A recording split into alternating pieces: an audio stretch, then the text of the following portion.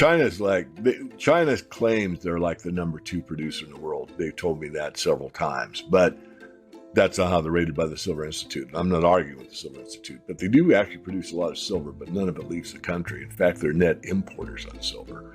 Interesting, another article on silver, which I'm focusing on here at the end of the year, investors.ideas.com.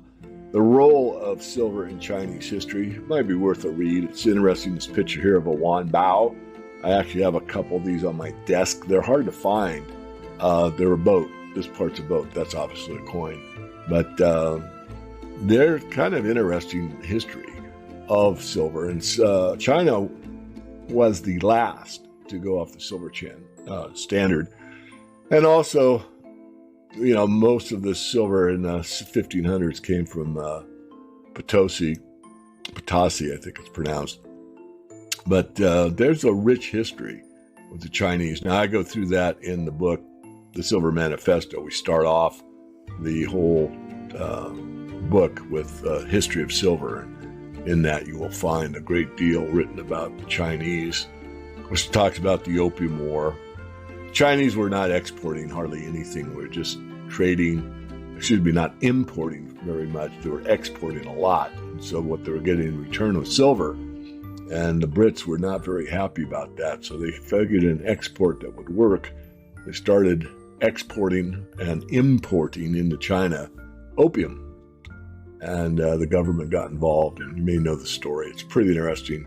So I would suggest any silver buff actually take a look at this article. It's pretty succinct and fairly concise. It's not nearly as much as I wrote about the Silver Manifesto, but it does give you a good overview of how important Chinese silver was at one time. And staying on the same thing about China and silver, this is a pretty good article here on LinkedIn. And it's a real eye-opener for those that don't know this. Who's basically the kingpin in the PV market, photovoltaic solar panels? And the answer is China! China, China, China! Every single piece of solar supply chain is largely dominated by the Asian country that manufactures at least the 3/4 of each component. And so the Chinese ever wanted to mess things up, let's say, they have several ways to do it. One, of course, is their U.S. Treasury position, the bond market. The other would be something like,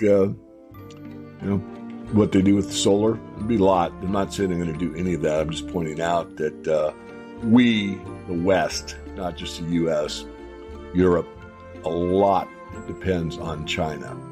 And that's something to keep in mind. And for anyone that wants to be objective and follow the truth, this is a little secret here on this article here.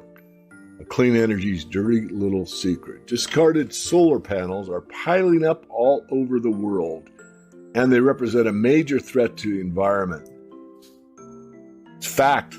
Everyone that thinks having solar and they're doing their part for the green movement, rethink it. Clean energy may not be so clean after all. A new study by the Environmental Progress, EP, warns that toxic waste from solar panel now poses a global environmental threat. The Berkeley-based group found that solar panels create 300 times more toxic waste per unit of energy than nuclear power plants. Discarded solar panels, which contain dangerous elements such as lead, chromium, cadmium, are piling up around the world, and there's little done to mitigate the potential danger to the environment.